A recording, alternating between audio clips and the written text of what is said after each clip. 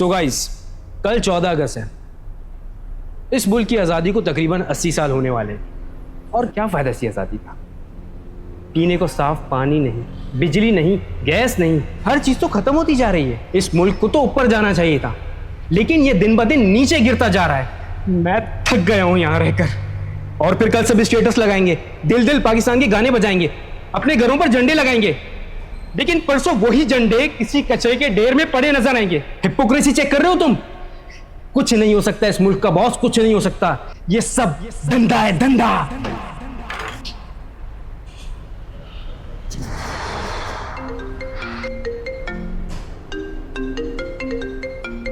अस्सलाम वालेकुम आपी। वालेकुम अस्सलाम। जैन, मैं कब से दादा जान को फ़ोन ट्राई कर रही हूँ और तुम्हारा भी फ़ोन ही नहीं लग रहा था। अब बहुत मुश्किल से लगा है। आपी, आपको तो पता है पाकिस्तान का। अच्छा ये बताओ, तुम्हारा जो न्यू फ्रीलांस प्रोजेक्ट था वो डिलीवर हो गया? अरे कहाँ आपी, सुबह 6 बजे से लाइट नहीं है, यूपीएस भी बोल गया, लैपटॉप भी बंद पड़ा है मेरा, और क्लाइंट अलग गुस्सा कर रहा है। जैन, मैं तुमसे रोज़ कहती हूँ निकल आओ पाकिस्तान से, वहाँ कुछ नहीं रखा। दिन ब दिन हालात बद से बदतर होते जा रहे हैं। तुम क्यों अपनी ज़िंदगी ज़ाया कर रहे हो उस डूबते हुए जहाज़ में? अगर फिर 14 अगस्त है ना, लोग वही पागलपन करेंगे, झंडे लहराएंगे, परसों फिर वही कचरा। तुम निकल आओ वहाँ से। मैं तुम्हारा यूके का वीज़ा प्रोसेस करवाती हूँ और तुम यहाँ आ जाओ। जी आपी, आप ठीक कह रहे हैं। हेलो हेलो आपी।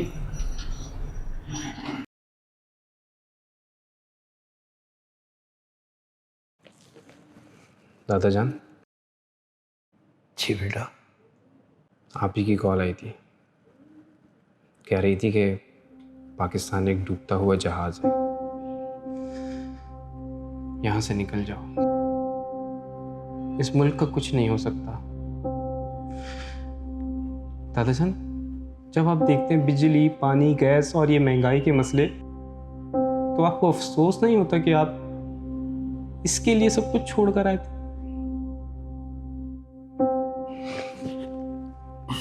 कुछ चाहिए दादा आपको? जैद बेटा, जॉब पुरानी अलमारी के सबसे नीचे वाले ड्रॉज में एक पोटली पड़ी हुई है, सबसे नीचे वाले ड्रॉज में, वो लेकर आओ। जी दादा जान।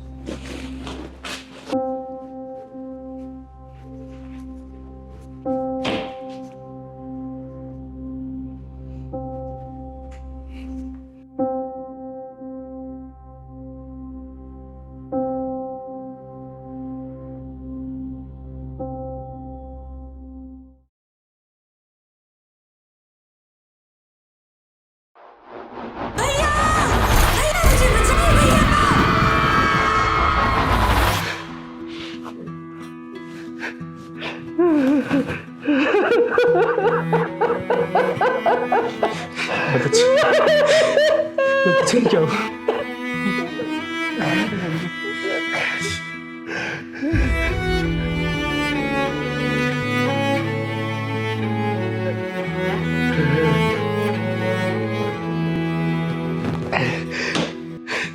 दादा जान, क्या है ये? किसका है ये? ये मेरी छोटी बहन का दुपट्टा है जैन। 1947 में जब हम ट्रेन की तरफ भाग रहे थे, अचानक सड़क पे काफिले पर किसी ने हमला कर दिया और मेरी बहन की तलवार लगी और वो जख्मी हो गई। मेरी माँ ने उस जख्म पे दुपट्टे को बांधा था, पर हम उसे बचा नहीं सके। मरने से पहले मुझसे कह रही थी, पाकिस्तान कब आएगा? भैया पाकिस्तान कब आएगा? भैया मुझे पाकिस्तान जाना है, पाकिस्तान कब आएगा भैया?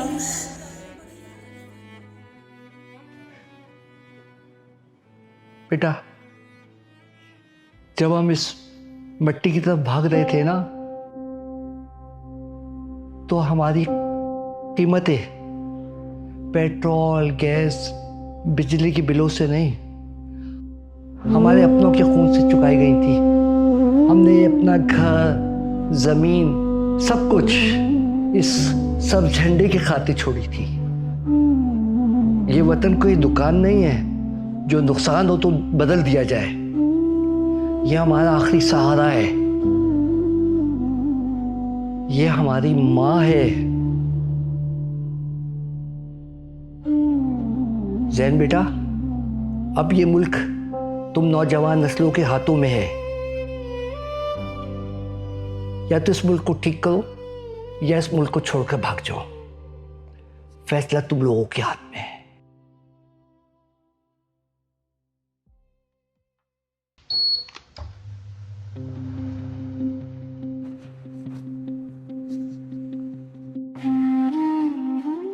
क्यों रो रहे हो? आप ही, हालात खराब है हमारे।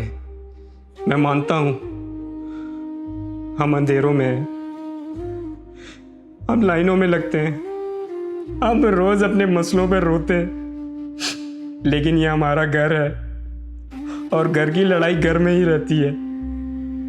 लेकिन आप बाहर बैठकर मेरे घर को डूबता हुआ जहाज नहीं कह सकती और हमारी उम्मीदों पर नहीं हंस सकती।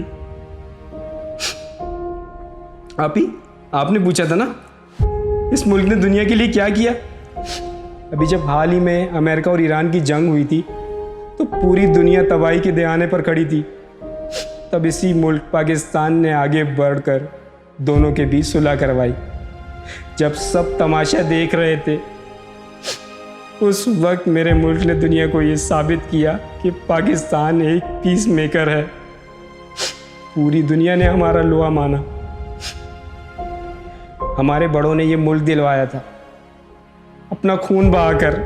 उन्होंने तो इस मुल्क का कर्ज चुका दिया और दादा जान ने आज मुझसे कहा है कि ये मुल्क अब तुम लोगों के हवाले है। या तो इसे ठीक करो या छोड़कर चले जाओ।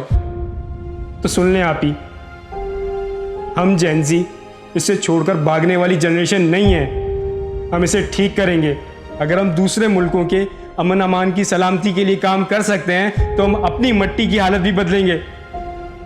और मैं तो इसे छोड़कर कहीं नहीं जाने वाला। आप देखना, हमारी जेनजी पाकिस्तान को जरूर बदलेगी और बहुत ऊपर तक लेकर जाएगी।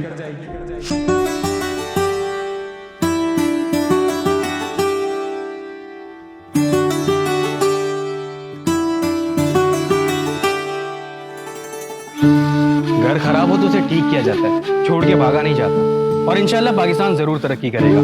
Happy independence day. पाकिस्तान जिंदाबाद।